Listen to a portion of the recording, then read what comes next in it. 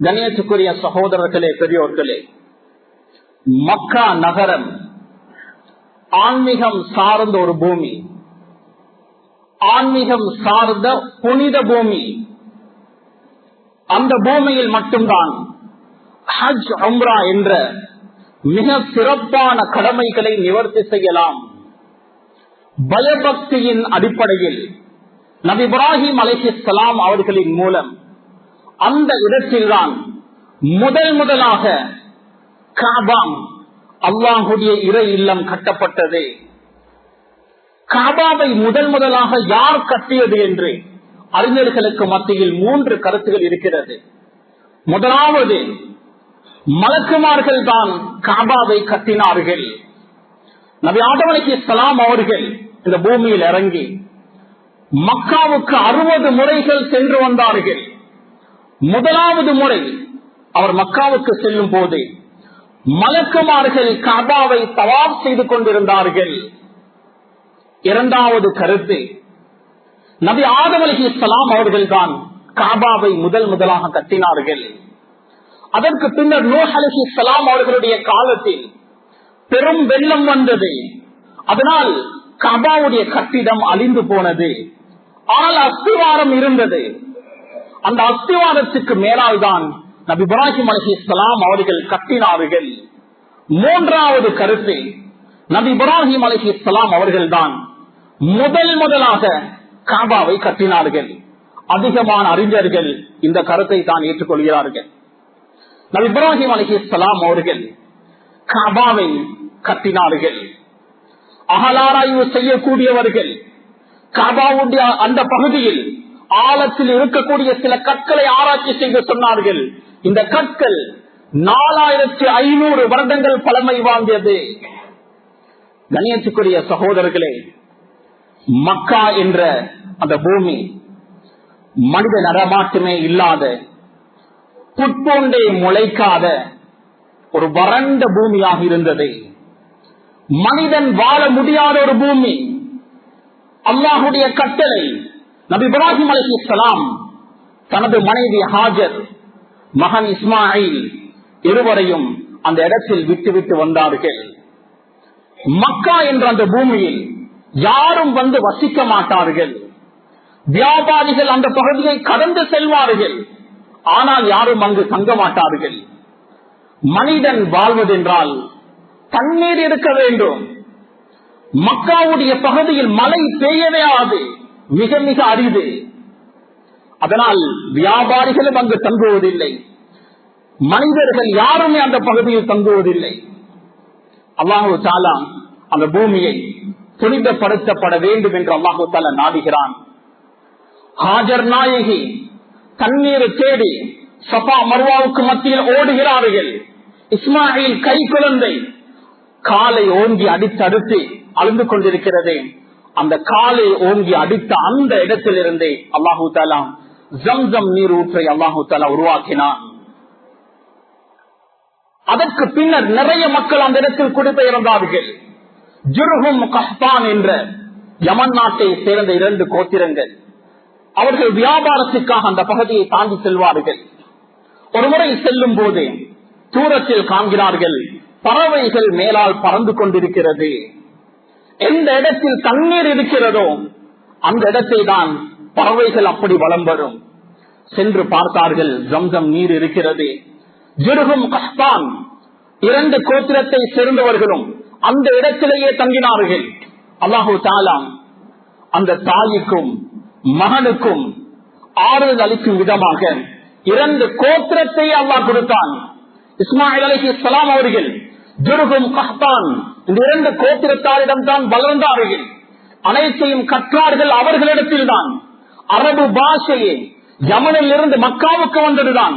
இஸ்மாயில் அலைஹிஸ்ஸலாம், இப்ராஹிம் அலைஹிஸ்ஸலாம் அவர்களுடைய அடிப்படை பாஷை அரபு அல்ல, யமன்.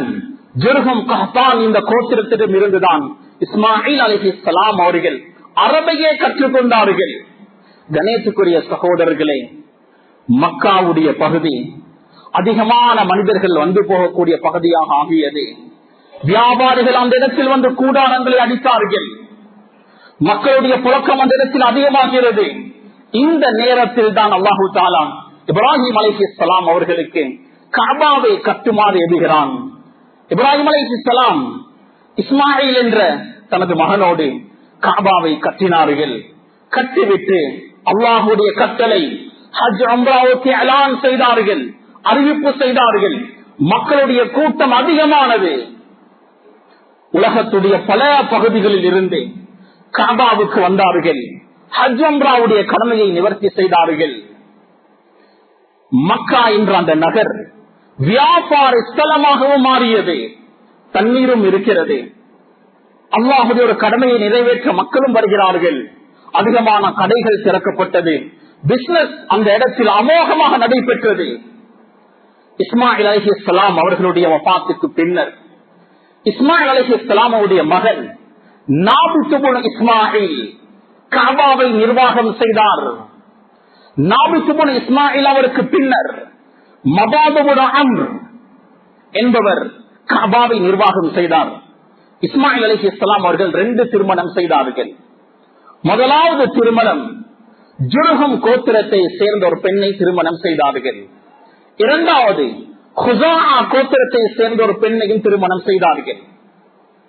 இந்த ஜுர்ஹும் கோத்திரத்தை சேர்ந்த அந்த பெண்ணின் மூலம் கிடைத்த பிள்ளைகள் தான் இஸ்மாயில் அலைஹிஸ்ஸலாமுடைய வஃபாத்துக்கு பின்னர் கஅபாவை நிர்வாகம் செய்து வந்தார்கள். யார் கஅபாவை நிர்வாகம் செய்கிறார்களோ அவர்களுக்கு தான் அதிக மரியாதை இருந்தது. யார் தலைவராக இருக்கிறாரோ அவர் சொல்வதுதான் சட்டம், கிட்டத்தட்ட ஒரு அரசரை போன்று.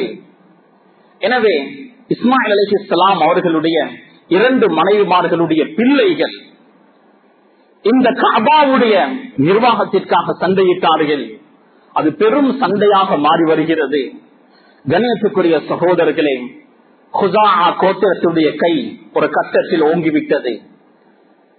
ஜுர்ஹும் கோத்திரத்தினர் இரவோடு இரவாக ஓடினார்கள். ஜுர்ஹும் கோத்திரம் இரவோடு இரவாக ஓடும் போது ஒரு வேலையை செய்தார்கள். ஜம்ஜம் கிணற்றில் தங்க சிலைகளை போட்டு மண்ணை போட்டு மூடிவிட்டார்கள். அந்த காலத்தில் சிலை வணக்கம் மேலோங்கி இருந்தது. கஅபாவுக்கு உலகத்தினுடைய பல பகுதிகளில் இருந்து வருவார்கள், தவாப் செய்வார்கள், ஹஜ் உம்ராவுடைய அமலை செய்வார்கள், செல்வார்கள். அந்த நேரத்தில் பரக்கத்துக்காக மக்காவுடைய கற்களை கொண்டு போவார்கள். ஆரம்பத்தில் பரக்கத்துக்காக கற்களை வைத்துக் கொண்டார்கள். காலப்போக்கில் சிலையாக அதை வடிவமைப்பார்கள். அவர்களுடைய சாலிஹான மக்களுடைய தோற்றத்தில் சிலைகளை அமைத்தார்கள். தங்க சிலைகளையும் வைத்திருந்தார்கள். மக்காவுக்கு வரும்போது தங்க சிலைகளை கொண்டு வந்து கஅபாவில் வைப்பார்கள். எனவே அந்த நேரத்தில் ஜுர்ஹும் கோத்திரத்தை சேர்ந்தவர்கள் தான் ஆட்சி செய்து கொண்டிருந்தார்கள். அவர்களுக்கு தான் அந்த அனைத்து தங்க சிலைகளும் அனைத்து தங்க சிலைகளையும் ஜம்சம் நீரில் போட்டு மண்ணால் மூடிவிட்டார்கள். கண்ணியத்துக்குரிய சகோதரர்களே, பெரியோர்களே, அன்பானவர்களே, இவர்களுடைய நோக்கம் நாம் இங்கிருந்து சென்று விட்டால் இங்கு யாருமே வாழக்கூடாது. ஜம்சம் கிணற்றை மூடிவிட்டால் இங்கு யாரும் வாழ மாட்டார்கள். அனைவர்களும் பழையபடியே இந்த பூமியை விட்டும் சென்று விடுவார்கள் என்ற திட்டத்தில் தான் இவர்கள் இப்படி செய்தார்கள். ஆனால் 2 ஊற்றுகள் அந்த பகுதியில் இருந்தது. அதை வைத்து அந்த பகுதியில் மக்கள் வாழ்ந்தார்கள். ஒரு தந்தை கஅபாவை நிர்வகித்துக் கொண்டிருக்கிறார். அவருக்கு 2 மகன்மார்கள். மூத்தவரை விட இளையவர் மிக விவரமானவர். மூத்தவர் இருக்கும் போது இளையவருக்கு அந்த நிர்வாக பொறுப்பை கொடுக்க முடியாது. அதனால் தந்தை என்ன செய்தார் என்றால் ஆட்சியை பிரித்தார். நானாவுக்கு அந்த பகுதியை ஆளக்கூடிய அந்த ரைட்ஸை கொடுத்துவிட்டு மக்களுடைய உணவு தண்ணீர் இதுதான் ஆக அடிப்படை, அதை தம்பிக்கு கொடுத்தார். தம்பி மிக அழகாக அவருடைய பொறுப்பை செய்தார். மக்கள் ஒரு பஞ்ச காலம் ஏற்படுகிறது, சாப்பிட குடிக்க எதுவும் இல்லை. ஆனால் இவர் என்ன செய்தார்? கறியை சமைத்து ரொட்டியை துண்டு துண்டாக வெட்டி அதில் போட்டு சரீத் என்று சொல்வார்கள், ரொட்டி தக்கடி, அதை மக்களுக்கு பகிர்ந்தார். தண்ணீருடைய ஏற்பாட்டை செய்து கொடுத்தார். அதனால் இவருக்கு அந்த மக்கா வாசிகளிடத்தில் பெரும் வரவேற்பு கிடைத்தது. இவருடைய பெயர் தான் ஹாஷிம். ரசூலுல்லாஹி ஸல்லல்லாஹு அலைஹி வஸல்லம் அவர்களுடைய பூட்டன் பாட்டனுடைய தந்தை. கண்ணியத்துக்குரிய சகோதரர்களே, பெரியோர்களே, அன்பானவர்களே, ரசூலுல்லாஹி ஸல்லல்லாஹு அலைஹி வஸல்லம் அவர்களுடைய பூட்டன் ஹாஷிம் நல்ல பேரை அந்த பகுதியில் பெற்றுக் கொண்டார். அதுவரை மக்கள் மக்காவில் நிரந்தரமாக தங்கவில்லை, கூடாரங்களை அடித்துதான் தங்கினார்கள். இந்த நிகழ்வுக்கு பின்னர் கல்வீடுகளை அமைத்தார்கள். முத்தலிப் என்ற ஹாஷிமுடைய மகன், ரசூலுல்லாஹ்வுடைய பாட்டன், இவர் முத்தலிப் நிர்வாக பொறுப்பை ஏற்கிறார். இவருடைய மகன்மார்களில் அதற்கு தகுதியானவர் யாரும் இல்லை. இவருடைய சகோதரனுடைய மகன் யமனில் இருக்கிறார். அவரை அழைத்து வருவதற்காக யமன் சென்றார். யமனில் அந்த ஷைபா, சகோதரனுடைய மகன் ஷைபா, அவரை யாரும் அனுப்பவில்லை. பெற்றோர்கள் மறுத்தார்கள். இவர் கஷ்டப்பட்டு சிரமப்பட்டு பேசி ஷைபாவை கூட்டி வந்தார். அவர் மக்காவுடைய பகுதிக்கு வரும்போது முத்தலிப் பின்னால் அமர்ந்திருந்தார், முன்னால் ஷைபா இருந்தார். அந்த காலத்தில் ஒரு வளமை இருந்தது. எஜமான் பின்னால் அமர்ந்திருப்பார், அடிமை முன்னால் அமர்ந்திருப்பார். காரணம், அடிமை ஓடி போக கூடாது என்பதற்காக முன்னால் அமர வைத்திருப்பார்கள். முத்தலிப் அவர்கள் மக்காவுக்கு வருகிறார்கள். ஷைபா முன்னால் அமர்ந்திருக்கிறார். அங்கிருந்தவர்கள் எல்லாம் பேசிக் கொண்டார்கள். அப்துல் முத்தலிப் வருகிறார், முத்தலிபுடைய அடிமை, முத்தலிபுடைய அடிமை என்று அனைவர்களும் பேசிக் கொண்டார்கள். யாருக்கும் தெரியாது அந்த பகுதியை ஆட்சி செய்ய தகுதியான ஒருவர் தான் வந்து கொண்டிருக்கிறார். முத்தலிபுடைய சகோதரனுடைய மகன் ஷைபா. ஷைபா என்ற பெயரை விட அப்துல் முத்தலிப் என்றுதான் நாம் அதிகம் உபயோகம் செய்கிறோம். ரசூலுல்லாஹி ஸல்லல்லாஹு அலைஹி வஸல்லம் அவர்களுடைய பாட்டன் அப்துல் முத்தலிப் சிறந்த முறையில் நிர்வாகம் செய்தார். ஒரு நாள் அவர் உறங்கிக் கொண்டிருக்கும் போது ஒரு இடம் காண்பிக்கப்படுகிறது. அந்த இடத்தில் தண்ணீர் இருக்கிறது. அதே கனவு திரும்ப திரும்ப திரும்ப திரும்ப வந்து கொண்டே இருக்கிறது. அப்துல் முத்தலிப் ரசூலுல்லாஹி ஸல்லல்லாஹு அலைஹி வஸல்லம் அவர்களுடைய பாட்டன் முடிவு செய்கிறார், அந்த இடத்தை நாம் தோண்டுவோம். நிச்சயம் அந்த இடத்தில் தண்ணீர் இருக்கும். மக்கள் எதிர்ப்பு தெரிவிக்கிறார்கள். இது புனித பூமி, இந்த பூமியை எப்படி தோண்டலாம், தோண்ட முடியாது என்று அனைவர்களும் எதிர்த்தார்கள். அப்துல் முத்தலிப் மக்களிடம் புகழ் வாங்கினாலும் பேர் வாங்கினாலும் அவரால் அதை செய்ய முடியாமல் போனது. கடைசியாக அவருடைய அதிகாரத்தை வைத்து தோண்டுமாறு ஏவினார். தோண்டப்படுகிறது. கொஞ்சம் கொஞ்சமாக தோண்டப்படும் போது தங்க சிலைகளை வெளியெடுத்தார்கள். நிறைய தங்க சிலைகள் அனைத்தையும் வெளியேற்றியதற்கு பின்னர் நீர் இருக்கிறது. அதுதான் ஜம்சம் கிணறு. கண்ணியத்துக்குரிய சகோதரர்களே, அப்துல் முத்தலிப் அவர்களின் மூலம் தூர்வாரப்பட்டது பிக்ரு ஜம்சம், ஜம்சம் கிணறு. கண்ணியத்துக்குரிய சகோதரர்களே, பெரியோர்களே, அன்பானவர்களே, அப்துல் முத்தலிப் இந்த நிகழ்வுக்கு பின்னர் அவருக்கு அதிக மன உளைச்சல் ஏற்பட்டது. என்னை மக்கள் தலைவனாக ஏற்றுக்கொண்டாலும் அந்த பகுதியை நான் தோண்ட சொல்லும் போது அனைவர்களும் எதிர்ப்பு தெரிவித்தார்கள். எனக்கு ஒரே ஒரு மகன் தான் இருக்கிறான். 10 மகன்மார்கள் இருந்தால் எனக்கு அவர்கள் சப்போர்ட்டாக இருந்திருப்பார்கள், உதவியாக இருந்திருப்பார்கள். காபாவில் 360 சிலைகள் இருந்தது. 360 சிலைகளிடமும் அப்துல் முத்தலிப் துஆ செய்கிறார், எனக்கு 10 குழந்தைகள் வேண்டும். 10 குழந்தைகள் எனக்கு கிடைத்தால் 10வது குழந்தையை நான் குர்பான் கொடுப்பேன். நேர்ச்சை வைக்கிறார். அல்லாஹ்வுடைய ஏற்பாடு, அவருக்கு 10 குழந்தைகள் கிடைத்தது. 10வது பிள்ளை அப்துல்லா, ரசூலுல்லாஹ்வுடைய தந்தை. அவருடைய நேர்ச்சை 10 வயதாகும் போது கருத்தை அழுத்தி கொலை செய்வது. அப்துல்லா 10வது வயதை அடைகிறார். அவருடைய கழுத்தை அறுப்பதற்கு தயாராகிறார்கள். அப்துல் முத்தலிபுடைய அடுத்த 9 மகன்மார்களும் கெஞ்சுகிறார்கள்.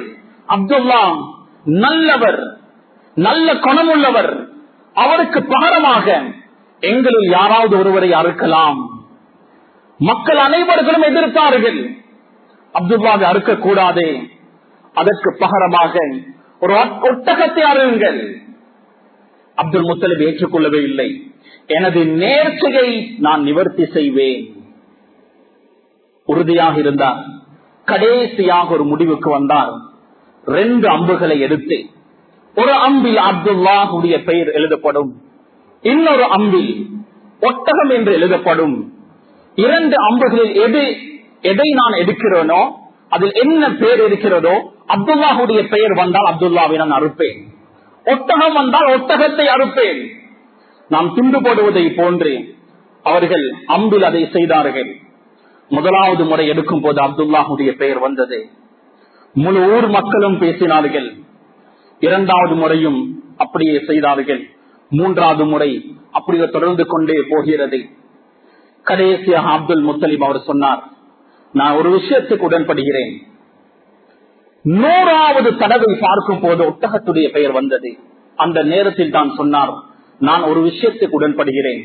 எத்தனை முறைகள் நாம் திரும்ப திரும்ப அந்த துண்டு போட்டு பார்த்தோமோ அத்தனை முறைகளுக்கும் ஒவ்வொரு ஒட்டகமாக அதிகரித்தால் நான் இதற்கு ஒத்துக்கொள்வேன். அப்துல்லாஹுக்கு பகரமாக 100 ஒட்டகங்கள் அன்றைய தினம் அறுத்து பலியிடப்பட்டது. கண்ணியத்துக்குரிய சகோதரர்களே, பெரியோர்களே, அன்பானவர்களே, மக்கா நகரம் என்றாலே ஆன்மீகம் சார்ந்த ஒரு பூமியாகத்தான் நாம் பார்த்து வருகிறோம். அது எப்படி ஆன்மீகமானது? நபி இப்ராஹிம் அலைஹிஸ்ஸலாம் அவர்கள் தான் அதை துவக்கி வைத்தார்கள். நமது புனித பூமி மக்கா, துல்ஹிஜ்ஜாவுடைய மாதம் இறுதி பகுதியில் நாம் இருக்கிறோம். இந்த மாதத்தில் ஒரு பெருநாள் வந்தது, ஈதுல் அத்ஹா. நபி இப்ராஹிம் அலைஹிஸ்ஸலாம் அவர்களுடைய தியாகத்தை அடிப்படையாக கொண்ட பெருநாள். குர்பானுடைய அமலை நாம் செய்தோம். நபி இப்ராஹிம் அலைஹிஸ்ஸலாம் அவர்களும் அவரது குடும்பமும் செய்த தியாகம். மனாசிக்குல் ஹஜ், ஹஜ்ஜுடைய அமால்கள் இந்த மாதத்தில் ஹாஜிகள் நிறைவேற்றினார்கள். நபி இப்ராஹிம் அலைஹிஸ்ஸலாம் அவர்கள் அவருடைய குடும்பத்தினுடைய தியாகம். கண்ணியத்துக்குரிய சகோதரர்களே, பெரியோர்களே, அன்பானவர்களே, நபி இப்ராஹிம் அலைஹிஸ்ஸலாம் அவர்களுடைய வம்சாவளியில் வந்தவர்கள் தான் காபாவை பாதுகாத்து வந்தார்கள்.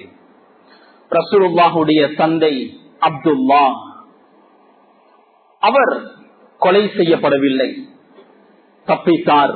சிறந்த சாலிஹான மனிதர். ரசூலுல்லாஹ் பிறப்பதற்கு முன்னரே அவர் வஃபாத்தாகிவிட்டார். அப்துல் முத்தலிப் ரசூலுல்லாஹுடைய பாட்டனுக்கு பின்னர் ரசூலுல்லாஹுடைய பெரியப்பா அபூ தாலிப் அவர்கள்தான் காபாவை நிர்வாகம் செய்தார்கள். அதற்கு பின்னர் அபூ ஜஹல், அபூ சுஃபியான் என்று பலர் காபாவை நிர்வாகம் செய்தார்கள். ரசூலுல்லாஹி ஸல்லல்லாஹு அலைஹி வஸல்லம் அவர்கள் ஹிஜ்ரி 8ஆம் ஆண்டு மக்காவை எந்த ஒரு யுத்தமும் இல்லாமல் வெற்றி கொண்டார்கள். ஒருவருடைய ரத்தம் கூட ஓட்டப்படவில்லை. மக்காவை வெற்றி கொண்டார்கள். வெற்றி கொண்ட நாள் முதல் ஹிஜ்ரி 8ஆம் ஆண்டு முதல் இன்று வரை முஸ்லிம்களுடைய கரத்தில் மக்கா நகர் இருக்கிறது. அந்த மக்காவுடைய பகுதி பல்தத்துன் தய்யிபாம். அல்லாஹ் சொல்கிறான், பரிசுத்த பூமி. அல்லாஹு தஆலா இந்த பூமியினுடைய பல பகுதிகளில் ஒரு சில இடங்களை தான் பரிசுத்தமான பூமி, பரக்கத்தான பூமி என்று குறிப்பிடுகிறான். அதில் முதன்மையானது பல்தத்துன் தய்யிபாம், மக்கா என்ற அந்த நகரம். கணேசுக்குரிய சகோதரர்களே, பெரியோர்களே, அன்பானவர்களே, மக்கா நகர் என்பது நமது வரலாற்று பூமி. அல்லாஹு தஆலா குர்ஆனில் ஃபக்ஸஸில் கஸஸ லஅல்லஹும் யதஃபக்கரூன் என்று சொல்கிறான். சம்பவங்களை சொல்லுங்கள், மக்கள் சிந்தித்து செயற்படலாம். சூரத்துல் கஸஸ் என்ற ஒரு தனி சூறாவே இருக்கிறது. சம்பவங்கள், கதைகள். அல்லாஹு தஆலா மக்களுக்கு சில விடயங்களை சம்பவத்தின் மூலம், வரலாற்றின் மூலம் பல பாடங்களையும் படிப்பினைகளையும் சொல்லித் தருகிறான். முஸ்லிம்கள் நாம் நமது வரலாற்று பூமியை பற்றி நாம் கட்டாயம் தெரிந்து வைத்திருக்க வேண்டும். நமது வரலாற்று பூமி 3: மக்கா, மதீனா, மஸ்ஜிதுல் அக்ஸா. மக்கா முதன்மையானது, மதீனா இரண்டாவது. இந்த இரண்டும் ரசூலுல்லாஹி ஸல்லல்லாஹு அலைஹி வஸல்லம் அவர்கள் வெற்றி கொண்ட நாள் முதல் இன்று வரை முஸ்லிம்களுடைய கரத்தில் இருக்கிறது. ஆனால் முஸ்லிம் என்ற பெயரை தாங்குகிறான ஷைத்தான்கள் அந்த பகுதியை ஆட்சி செய்து கொண்டிருக்கிறார்கள். ரசூலுல்லாஹ் எந்த விஷயத்தை, எந்த விடயங்களை எல்லாம் அந்த பூமியில் தடுத்தார்களோ அது போன்ற பெரும் பெரும் பாவங்கள் எல்லாம் அந்த பூமியில் சர்வ சாதாரணமாக நடந்து கொண்டிருக்கிறது. நான் நினைக்கிறேன் இமாம் மஹ்தி அவர்கள் வருவதற்கு அதிக காலம் எடுக்காது. இதே நிலைமை நீடித்தால், இதே அனாச்சாரங்கள் பல்தத்தும் தையிபான் அந்த பரிசுத்தமான பூமியில் நீண்டால் நிச்சயம் மஹ்தி அலைஹிஸ்ஸலாம் அவர்கள் மிக அவசரமாக வந்து விடுவார்கள்.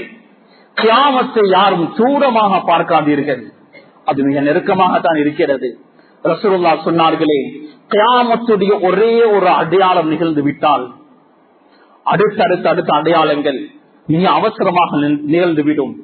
தஸ்பீஹ் மணி கயிறு அருந்தால் ஒரு மணிதான் விழும், அடுத்த அனைத்து மணிகளும் விழுந்துவிடும். அதே போன்றுதான் கியாமத்துடைய அடையாளங்களில் ஒன்று நிகழ்ந்து விட்டால் அடுத்தது நிகழ்ந்து உலகம் அளிக்கப்பட்டுவிடும். மஹ்தி அலைஹிஸ்ஸலாம் அவர்கள் வருவதற்கு முன்னர் குஸ்துன்தீனியா வெற்றி கொள்ளப்படும். அதுதான் ஆரம்பம். அது இன்று முஸ்லிம்களுடைய கரத்தில் இருக்கிறது. அது கிறிஸ்தவர்களுடைய கரத்துக்கு போய் மறுபடியும் முஸ்லிம்களுடைய கரத்துக்கு வரும். அதற்கு பின்னர் தான் மஹ்தி அலைஹிஸ்ஸலாம் அவர்கள் வெளிப்படுவார்கள். அது ஒரு நாள் 2 நாளில் கூட நடக்கலாம், ஒரு சில மாதங்களில் கூட நடக்கலாம், ஒரு சில வருடங்களில் கூட நடக்கலாம். கண்ணியத்துக்குரிய சகோதரர்களே, மக்கா மதீனா புனிதமான பூமிகள். மூன்றாவது மஸ்ஜிதுல் அக்ஸா புனித பூமி. பலஸ்தீனுடைய பகுதியில் இருக்கிறது மஸ்ஜிதுல் அக்ஸா. கஸாவுடைய பகுதியில் அல்லாஹ் தஆலா குர்ஆனில் சொல்லும் போது பாரக்னா ஹவுலாம், அதை சூழ நாம் பரக்கத் செய்திருக்கிறோம். லட்சக்கணக்கான நபிமார்கள் ரசூல்மார்கள் அந்த பூமியில் வாழ்ந்து வஃபாத்தாகி இருக்கிறார்கள். இப்னு அஸாகிர் ரஹிமஹுல்லாஹ் தாரீഖ் இப்னு அஸாகிர் என்ற வரலாற்று நூலில் எழுதுகிறார்கள், இந்த பலஸ்தீனுடைய எந்த பகுதியை நீங்கள் தோண்டினாலும் அதற்கு கீழ் ஒரு நபியுடைய எலும்பு கூடி இருக்கலாம். அவ்வளவு நபிமார்கள் ரசூல்மார்கள் அந்த பகுதியில் வாழ்ந்து வஃபாத்தாகி இருக்கிறார்கள். நமது வரலாற்று பூமி பலஸ்தீன் இன்று யூதர்களுடைய கரத்தில் இருக்கிறது. கண்ணியத்துக்குரிய சகோதரர்களே, யூதர்கள் மூசா நபி அவர்களையும் அவனுக்கு அருளப்பட்ட தௌராத்தையும் பின்பற்றக்கூடியவர்கள். மிக சுருக்கமாக சொல்வதென்றால், கிறிஸ்தவர்கள் ஈசா அலைஹிஸ்ஸலாம் அவர்களையும் அவர்களுக்கு அருளப்பட்ட இன்ஜீலையும் பின்பற்றக்கூடியவர்கள். இந்த எல்லா ரசூல்மார்களும் மஸ்ஜிதுல் அக்ஸாவோடு சம்பந்தப்படுகிறார்கள். மூசா அலைஹிஸ்ஸலாம் ஈஜிப்ட் மிஸ்ருடைய பகுதியில் வாழ்ந்தாலும் மஸ்ஜிதுல் அக்ஸாவுடைய பகுதியில் வஃபாத்தாக வேண்டும் என்று ஆசைப்பட்டார். அங்குதான் வஃபாத்தாகினார். அவருடைய கபரும் மஸ்ஜிதுல் அக்ஸாவுடைய பகுதியில் தான் இருக்கிறது. ஈசா அலைஹிஸ்ஸலாம் அவர்கள் பிறந்ததே அந்த பகுதியில் தான். மஸ்ஜிதுல் அக்ஸாவில் ஓடி விளையாடுவார்கள். அந்த இடத்தில் இருந்துதான் வானத்துக்கு உயர்த்தப்பட்டார்கள்.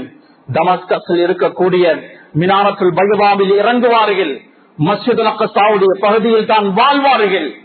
எனவே யூதர்கள் கிறிஸ்தவர்கள் அந்த மஸ்ஜிதுல் அக்ஸாவுடைய பகுதியை சொந்தம் கொண்டாடுகிறார்கள். முஸ்லிம்களாகிய நாமும் மஸ்ஜிதுல் அக்ஸாவை சொந்தம் கொண்டாடுகிறோம். காரணம், மூசா ஈசா இவர்கள் எல்லாம் அலைஹிமுஸ்ஸலாம் அல்லாஹ்வுடைய தூதர்கள்.